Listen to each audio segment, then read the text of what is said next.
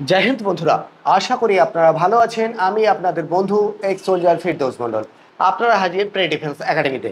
বন্ধুরা, pre defence একাডেমিতে এখন শুধু দূরের বাচ্চা নয়, একদম আমার নিয়ার বাই কাছের স্টুডেন্টরা অনেক অনেক বেশি আসছে। আমি যেদিন শুরু করেছিলাম 2009 সালে সর্বপ্রথম, আমার এই কাছের বাচ্চারা, যারা আমার গ্রামের বাচ্চা, আমার থানার অন্তর্গত, তারাই কিন্তু আমাকে সাপোর্ট করেছিল।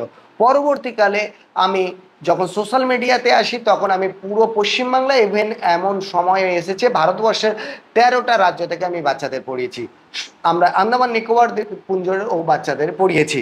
আজকের যে দাদা এসেছেন, সেই দাদা কিন্তু আমাদের অফিস থেকে মাত্র 100 মিটার দূরে উনি অটো স্ট্যান্ডে ওনার অটো ওখানে রাখেন। অর্থাৎ আমি যদি ধরেই নিতে পারি যে উনি যেখানে থাকেন সেখান থেকে আমাদের অফিস অন্তত 2 মিনিটের মধ্যেই আসা সম্ভব। তো যাই হোক, তিনি এসেছেন। আর ওনার বাড়ি কোথায় জেনে নেব। আবারও বলছি, ওনার বাড়ি কিন্তু আমাদের নিজেদের এরিয়ার মধ্যে। তো নমস্কার, কেমন আছেন আপনি? আপনার বাড়িটা কাইন্ডলি যদি বলেন। বিষ্ণুপুর থানা, দমদমা 10 তারিখ। আচ্ছা, ওটা আপনাদের বিষ্ণুপুর থানা, বারুইপুর থানা নয়? আর আপনি অটো চালান কোথা থেকে কোথায়? আমি অটো চালাই ওই বারাইপুরে 1 নম্বর থেকে আর কল্যাণপুর। 1 নম্বর মানে 1 নম্বর প্ল্যাটফর্মের ওই পিছনে যেখানে? আচ্ছা, আমরা 4 নম্বরে আছি, আপনি 1 নম্বর থেকে করেন। তো আপনার কয়টি সন্তান আছে? আমার দুটো ছেলে। দুটোই ছেলে আছে। বাড়িতে কে কে আছে? বাড়ির মা বাবা দাদা বোন। আচ্ছা। আর রসখালি জায়গাটার নাম বললেন। আমি বাচ্চাবেলায় শৈশবে আমার ঠাকুমার সঙ্গে আমি হেঁটে গিয়েছিলাম, সেই স্মৃতিটা এখনো পর্যন্ত আমার আছে। আমার ঠাকুমার বোনের বাড়ি ওখানে। তো যাই হোক, বাচ্চাকে কি রূপে আপনি দেখতে চান? ও কোন ক্লাসে পড়ে, কি করতে চান? এবছর মাধ্যমিক দিয়েছে। আমাদের এই নাম্বারটাও আপনাকে কে দিয়েছে? আমি নাম্বার পেয়েছি ফোনে। আপনি পেয়েছেন না ছেলে আমি পেয়েছে? পেয়েছি। আচ্ছা। আবারও বলি, অনেকের ছেলে মেয়েকে আমরা ডাক্তার করি, অনেকে চেষ্টা করি ইঞ্জিনিয়ার করি, আবার অনেকের স্বপ্ন থাকে যে আমার বাচ্চাকে আমি সেনাবাহিনী বা পুলিশের একজন অংশ করব। যারা ইঞ্জিনিয়ার করে তারা কিন্তু উচ্চ মাধ্যমিকের পরে সায়েন্স নিয়ে পড়ে আবার তাদের একটি কোর্স আছে। সেক্ষেত্রে 2 বছর, অনেক ক্ষেত্রে 3 বছর ডিপ্লোমা করার পরে আবার তাকে বিটেক করতে হয়। এবং সব শেষে গিয়ে দেখা যায় যে কজন সঠিকভাবে ইঞ্জিনিয়ার বার হয়। এবং সমীক্ষা বলছে অনেক বেশি সংখ্যক ইঞ্জিনিয়াররা কিন্তু কর্মের যোগ্য নয়, শুধু টাকার বিনিময়ে করে থাকে। আবারও বলছি, তারা যখন আমাদের পশ্চিমবাংলার মতো রাজ্যে আসে বা বাইরে যায়, পশ্চিমবাংলাতে 14-15 হাজার, 13 হাজার, 12 হাজার টাকা করে আমরা নার্সিংয়েরও যারা কোর্স করে আসে দেখছি। আর যারা সেন্ট্রালে চলে যাচ্ছে, মানে অন্যান্য রাজ্যেই চলে যাচ্ছে, তারা কিন্তু ওই 20, 22, 25, অনেক সময় 30 হাজার টাকাও পাচ্ছে।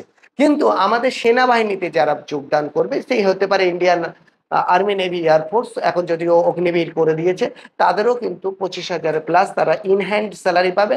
আর যদি BSF, CISF, CRPF, SSB, ITBP, Assam rifle, NIA, SSF a service করে, কম বেশি 44 হাজার থেকে 46 হাজার বা 48 হাজার টাকা তাদের স্টার্টিং স্যালারি হবে।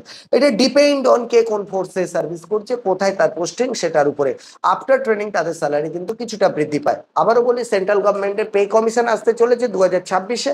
যে সকল স্টুডেন্টরা তার আগে সার্ভিস পেয়ে যাবে, তারা অনেক অনেক স্ট্যান্ডার্ড একটা স্যালারি পেতে পারেন।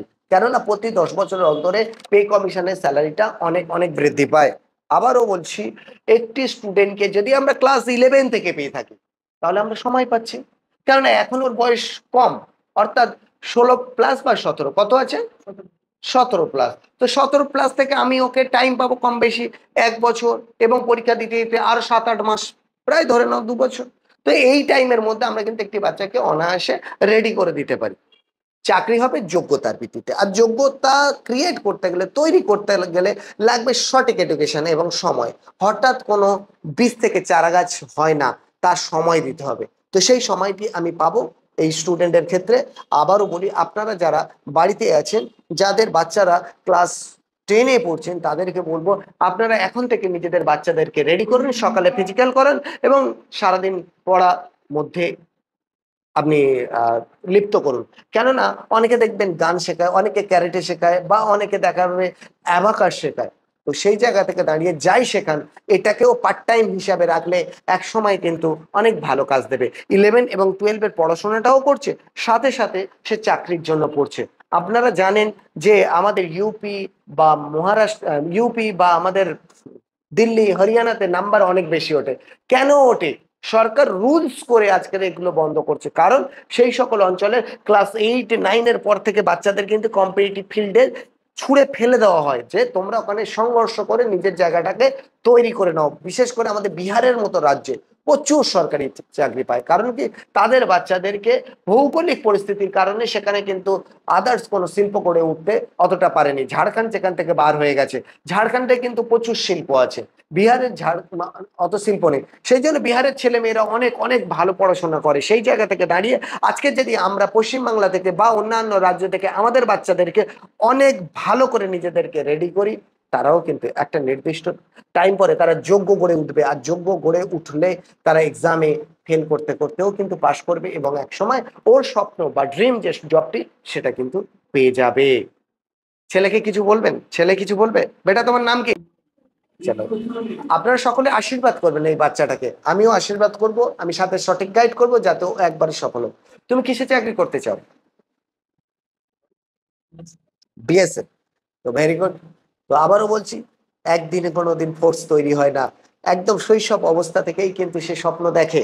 আমার ভাইপের কথা মনে পড়ে, সে এখন 1-এও পড়ছে না, সে এখন থেকে কিন্তু আর্মি হবে। আবারও বলছি আর্মি হবে, টোটাল লেফট রাইট সব ওর মানে মুখস্থ, সাবধান বিশ্রাম এগুলো করে সব সময়। শুধু আমি ভিডিও কলে দেখি, সেখানেও সাবধান বিশ্রাম দেখায়। তো আবারও বলছি, ওর স্বপ্ন পূরণ হোক। আমাদের যে সকল বাচ্চারা আসছেন বা যারা আসতে পারছেন না বাড়িতে আছেন, তাদেরও স্বপ্ন পূরণ হোক। আমরা সকলেই ওদেরকে একটি সুন্দর কেরিয়ার গড়তে সাহায্য করি। ভালো থাকবেন। জয় হিন্দ, জয় ভারত।